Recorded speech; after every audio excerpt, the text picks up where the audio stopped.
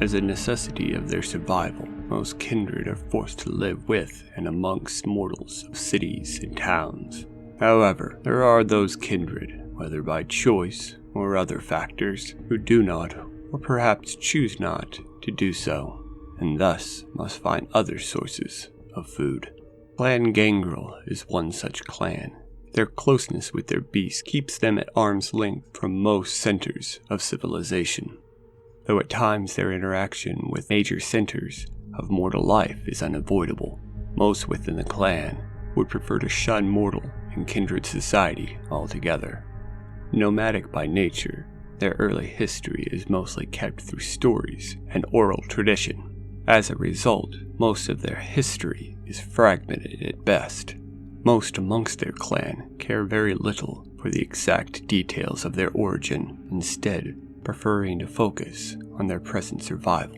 There are in fact many different tales of their history. Many of these tales conflict, but all can agree that the clan, for the most part, have always been wanderers, following nomadic tribes around, their ability to meld with the earth giving them protection from the sun during the day, and the nomadic tribes giving them food during the night. Some tales state that King cast Enora out due to a betrayal of Ravnos and was forced to live with the beasts. The Scandinavian gangrels tell tales of Inhajara and Kanara, who were cursed by Odin with a bestial nature and therefore sent out into the wilderness. Still other stories tell that Enora was the mother of Gaposis, stating that the werewolves and the gangrel descend from them. Whatever the truth may be, Clan Gangrel has always tried to shun many of the civilizations of antiquity, preferring to roam the woods, prey on tribal societies who treat them as evil spirits and seek to appease them.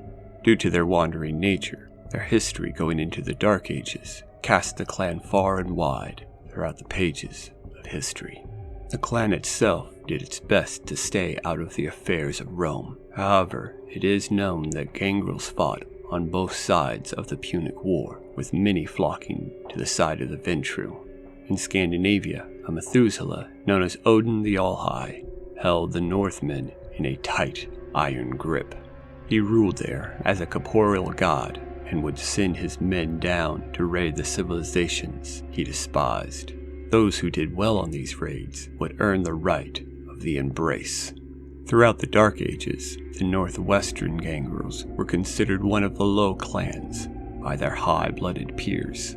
It was during these times the clan experimented with expansionism, traveling to far-off lands to conquer, explore, and trade. As paganism was on the decline, many gangrels found it more and more difficult to blend in with the normal humans due to their growing abnormalities. They instead returned to prowling the countryside and feeding from peasants and travelers. With the rise of Clan Tremere, a new threat presented itself. The warlocks had taken to capturing gangrels, Nosferatu, and Zemis alike, to conduct monstrous experiments upon them, eventually leading to the creation of the gargoyles. It was little surprise then that Clan Gangrel allied itself with the Zemis against the Tremeres in the Omen Wars. The Islamic gangrels, known as the Washin, had been known for many years of being straightforward nomads, masters in their own right of the deserts and wastelands of Arabia and North Africa. However, a faction calling themselves the Taifa Gangrel sought more scholarly pursuits, as well as a greater understanding of mortal societies, and thus split from their desert-dwelling kin. With the Renaissance came further problems for the outsiders. With the loss of woodlands and the increasing decline of paganism, hunting became more and more difficult without drawing notice. To add to this, the growing anger of the Lupins against the human encroachment of their woodland. More often than not, they would find the lone gangrels as prime means to violently vent their growing frustrations. Many gangrels left the Camarilla, as well as Europe, in search of untouched wilderness, attempting to recede into those few tribal societies that still existed. The Victorian Age marked a rapid growth of cities and technology, As a result, few gangrels had any interest in staying in towns or hamlets that had become industrial centers seemingly overnight. Adding to this, the further growth of religious influences, as well as the possibility of more mortals possessing true faith, made many of the clan rather nervous, fearing another round of inquisitions. The only notable member of the clan to have any regular dealings with what most would call proper kindred society during this period was a scholar and theologian known only as Beckett. However, not all gangrels left the city to live in isolated wildernesses. It is at this time that some claim the first beginnings of the so-called city gangrels arose. In the modern era, the gangrels have left the Camarilla once more, this following the Sabbats' invasion of the East Coast. Though the reason for their withdrawal is largely unknown, it is rumored that the Justicars of Var went before the inner circle and uttered a single sentence and then left. Word spread throughout the clan, and over the course of a month, the majority of the clan had left the sect to become independents. Within the clan, status is most often determined through rights. These rights take two basic forms: combat or boasting. Combat is usually unarmed and with no use of disciplines. Two gangrels who know one another may simply spar, the winner being decided through consensus of the combatants and those overseeing the right. For gangrels who are strangers, combat is much more intense, with the fight only ending when one combatant is either incapacitated or surrenders. Boasting involves two gangrels making larger and larger claims of their accomplishment until one backs down or demands proof. The challenged gangrel must provide proof of their claims. If they are unable to do so, they lose the right. If they are able to show proof, it is the one that challenged that loses. What little formal organization there is within the ranks of the gangrels is placed around the gathering.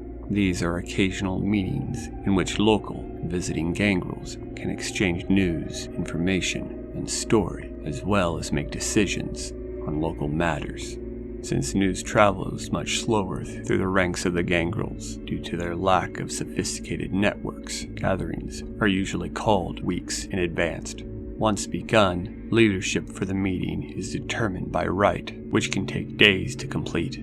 Furthermore, rites must be redone for every gathering, as no two will have the same gangrels in attendance. Once hierarchy is established, the true business at hand can begin. No matter the circumstance, gatherings will always break up after a week. There are even times that gatherings are used to form a revel.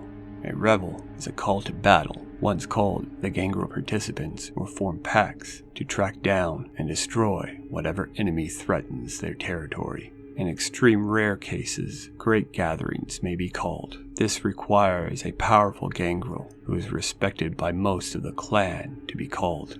When called, any member of the clan who can must travel to the meeting place. Much of the structure is the same. Rites are conducted to establish hierarchy. However, there is no time limit for either the completion of the rites nor the great gathering itself. Even more rare are the grand revels, which are essentially a call to all-out war that involves the entire clan. Both great gatherings and great revels are considered bad signs for most gangrels, and the fact that one has not been called in centuries is rather encouraging for them. However, with the final night drawing ever closer, the likelihood that one last grand revel will be called is all but inevitable, and on that day, the air will be thick with the howls of the gangrel, and the streets will run red with the blood of their kills.